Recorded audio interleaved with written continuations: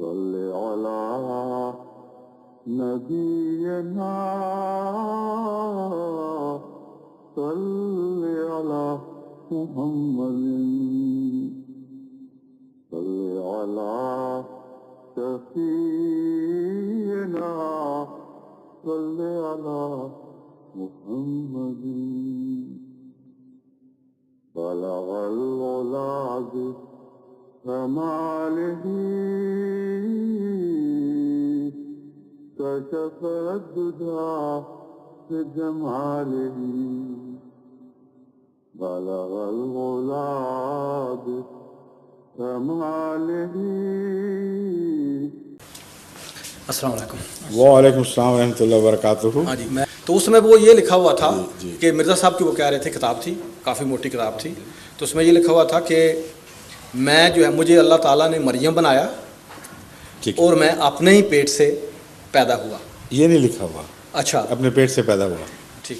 آپ کا سوال بڑی وضاحت سے میں پیش کروں گا اور اس کا جواب بھی دوں گا. حضرت مسیح موعود علیہ الصلوۃ والسلام نے یہ لکھا ہے کہ ایک ایسا دور تھا جب مجھ پر مریمی کیفیت طاری تھی اور وہ بہت ہی تکلیف کا دور تھا.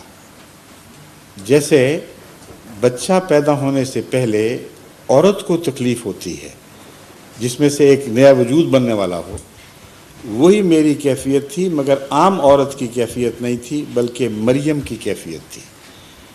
اور جیسا مریم کے پیٹ سے عیسیٰ نے وجود پکڑا اور وہ ظاہر ہوا، اسی طرح میری اس تکلیف کی حالت کے بعد مجھے اللہ تعالیٰ نے مسیح کے مقام پر فائز فرمایا اور یہ گویا روحانی بچہ میری مریمی کیفیت کا نتیجہ ہے. یہ ہے اصل عبارت. اب میں اس کی تشریح بتاتا ہوں. قرآن کریم میں اللہ تعالیٰ فرماتا ہے کہ مومن کی مثال یا تو آسیہ فرعون کی بیوی سی ہے یا مریم کی سی ہے. یہ دو ہی مثالیں ہیں، تیسری کو مثال نہیں دی، اور دونوں عورتوں کی مثالیں ہیں. اور مریم کی مثال دینے کے بعد فرمایا کہ مریم جس نے اپنی عصمت کی حفاظت کی اور اس میں کوئی ذاتی تمنا پیدا نہیں ہوئی کچھ کرنے کی، کچھ حاصل کرنے کی، ہم نے اس میں روح پھونکی اور پھر اس میں سے وہ روحانی بیٹا پیدا ہوا. اس مضمون کا ذکر ایک اور جگہ بھی ملتا ہے لیکن ایک فرق کے ساتھ. وہاں اللہ تعالیٰ فرماتا ہے وَنَفَخْتُ فِيهَا مِن رُوحِنَا، ہم نے اس مریم یعنی ہا عورت میں اپنی روح پھونکی. یہاں مرد میں روح پھونکنے کا ذکر ہے. فَنَفَخْنَا فِيهِ مِن رُوحِنَا. مومن کی مثال دینے کے بعد، مریم کی پاکیزگی کا ذکر کرنے کے بعد، جب عیسیٰ کی پیدائش کا ذکر فرماتا ہے تو پہلے طرز بیان سے ہٹ جاتا ہے. جہاں خالص مریم کا ذکر ہے اور مومن کی مثال نہیں، وہاں فرمایا ہے ہم نے اس عورت میں اپنی روح پھونکی. یہاں فرماتا ہے ہم نے اس مرد میں روح پھونکی. تو سوال یہ پیدا ہوتا ہے کہ مومن کیسے مریم ہو سکتا ہے اگر مریمی حالت اس پر طاری کبھی نہ ہو.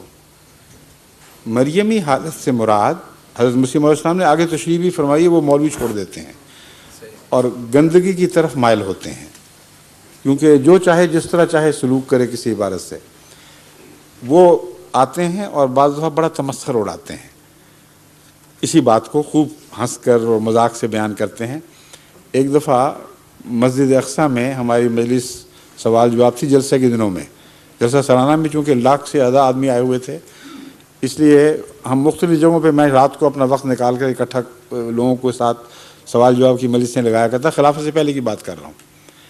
کراچی سے ایک بڑا بھاری وفد آیا ہوا تھا، 600 کے قریب غیر احمدی علماء اور دوسرے لے کے آئے ہوئے تھے. وہ یا وہ احمدی ملا کر تھے یا آپ کراچی کے ہیں ملا کر کل کنٹینجنٹ جو جماعت کراچی کا تھا 600 کے قریب تھا. اس میں سے 300 کے قریب نان احمدی تھے جو اتنی بڑی تعداد میں پہلے کبھی نہیں لائے گئے تھے وہاں سے. امیر صاحب نے مجھ سے فرمایا کہ تم سوال جواب کے لیے آ جاؤ. میں اجازت لے کر جلسے سے وہاں آ گیا.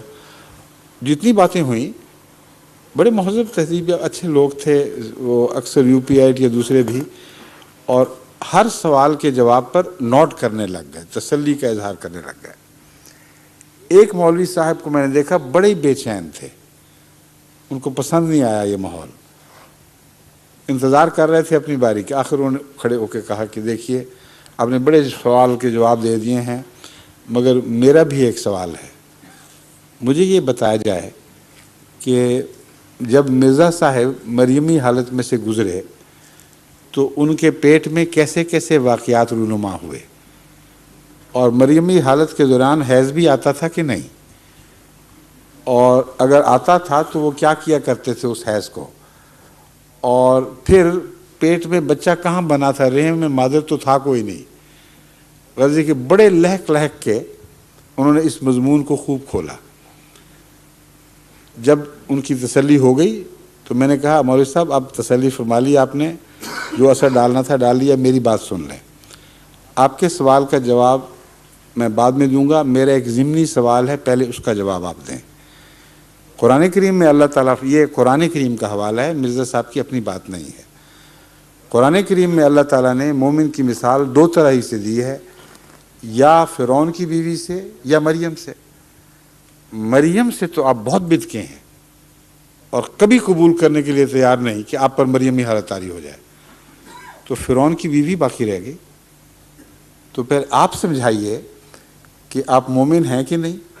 اگر ہیں تو فرعون نے آپ سے کیا کیا کچھ کیا، اور کیسے آپ نے ازدواجی تعلقات قائم کیے اور بیوی کے فرائض ادا کیے، ایسا اس پر وہ بے چین ہوئے ہیں اور تڑپے ہیں مولوی صاحب، کی کا کہہ رہے ہو۔ میں نے کہا آپ حضرت مرزا صاحب کے متعلق جو ہم سب کے مطاع ہیں، قرآن کریم کی آیت کو نظر انداز کر کے پھپتیاں کس رہے ہیں۔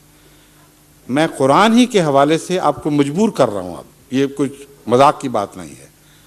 اگر ظاہری معنی آپ نے لینے ہیں جس پر اصرار ہے تو فرعون والے مریم آسیہ فرعون کی بیوی والا حوالے سے بھی آپ کو بھاگنے کی کوئی گنجائش نہیں رہی۔ مومن ہیں کہ نہیں؟ مومن کی دو ہی مثالیں ہیں، مریم نہیں بن سکتے تو فرعون کی بیوی بننا پڑے گا، اور اگر مریم پہ لفظی اطلاق کریں گے آپ حالات کا تو فرعون کی بیوی کے اوپر بھی لفظی اطلاق ہوگا۔ اب بھاگ کے دکھائیں۔ وہ ساری مجلس جو پہلے خوب چسکے لے کے سن رہی تھی وہ مولوی صاحب پہ الٹ پڑی اور وہ ہنسی مذاق شروع، میں نے کہا روک ٹھہر جائیں آپ ذرا، اب میں آپ کو مطلب بتاتا ہوں۔ دو ہی قسم کے مومن ہیں جن کی اللہ محمد رسول اللہ علیہ وسلم کے غلاموں سے توقع رکھتا ہے۔ ایک وہ مومن جن کے خلاف دنیا کے ذرائع استبداد ہر طرح سے ان کو تنگ کرتے ہیں، ان کا جینا حرام کر دیتے ہیں۔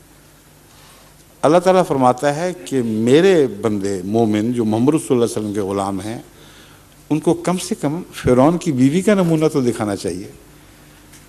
وہ ایک ایسے جابر بادشاہ کی تابع تھی جو خطرناک دشمن تھا موسیٰ کا، اور وہ بیوی اسی موسیٰ پر ایمان لے آئی جو گھر میں پلا تھا، اور فرعون کے استبداد کی اس نے کچھ پرواہ نہیں کی، خدا کے حضور گریہ ازاری کرتی رہی، لیکن ایک لمحہ کے لیے بھی اپنے ایمان سے پیچھے نہیں ہٹی۔ تو عام مومن تو اس قسم کے خطرناک حالات کا تصور بھی نہیں کر سکتے، کیونکہ اتنا جابر بادشاہ اور کبھی کوئی نہیں گزرا جس کا قرآن نے ذکر کیا ہو۔ تو کم سے کم فرعون کی بیوی بن کے دکھا دو، اپنے ایمان کی حفاظت کرو، دنیا کی پرواہ نہ کرو۔ اور اعلیٰ درجے کے مومن وہ ہیں جن میں روحانی ترقی کی نفسانی خواہش کوئی نہیں ہوتی، وہ ادنا سی بھی تمنا نہیں رکھتے کہ ان کو اعلیٰ مراتب نصیب ہوں، وہ خالصتاً اللہ کے لیے وقف رہتے ہیں جیسے مریم وقف تھی، کسی غیر نے اس کو چھوا نہیں، یعنی شیطان کی لمس سے یہ مومن پاک ہوتے ہیں، اور ان کے اندر سے جو روحانی بچہ پیدا ہوتا ہے وہ شیطانی لمس سے نہیں ہوتا بلکہ اللہ کی روح سے پیدا ہوتا ہے۔ اور اسی لیے وہاں یہ نہیں فرمایا کہ مریم میں روح پھونکی، بلکہ اس مرد میں روح پھونکی، یعنی مومن کی طرف اشارہ کر دیا۔ تو میں نے کہا یہ واقعہ تو ہو گیا ہے۔ حضرت مسیح موعود علیہ السلام کی زندگی پر نظر ڈال کے دیکھیں، آپ کو کسی روحانی درجے کی کوئی تمنا نہیں تھی، آپ تو دنیا سے منہ موڑ کے گوشہ نشین ہوئے بیٹھے تھے۔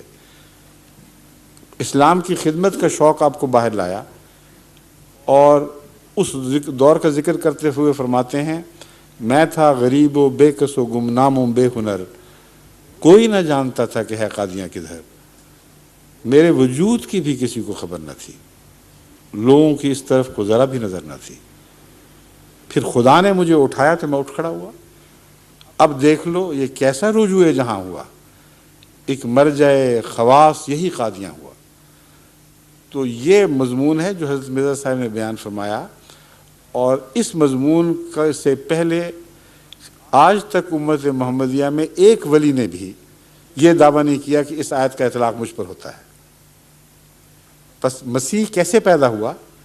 ایک ایسے پاک وجود سے، باہر سے تو نہیں اترا کوئی مسیح، اس پاک وجود سے پیدا ہوا جس کے اندر کوئی نفسانی تمنا نہیں تھی، کسی روحانی مرتبے کی خواہش نہیں تھی، اس کی وفا، اس کے خلوص، اس کے تقوی کو اللہ نے قبول فرمایا، اور اس میں اسی طرح روح پھونکی جیسے مریم کے پیٹ سے بغیر انسانی لمس کے ایک بچہ پیدا کر دیا تھا۔ یہ ہے وہ مضمون۔ اب اس کے بعد بتائیں کوئی گنجائش رہتی ہے ہنسنے کی؟ جزاکم اللہ۔ یہ ہے مسلمانوں کا دین، ہم تو رکھتے ہیں مسلمانوں کا دین، دل سے ہے خدا میں ختم المرسلین۔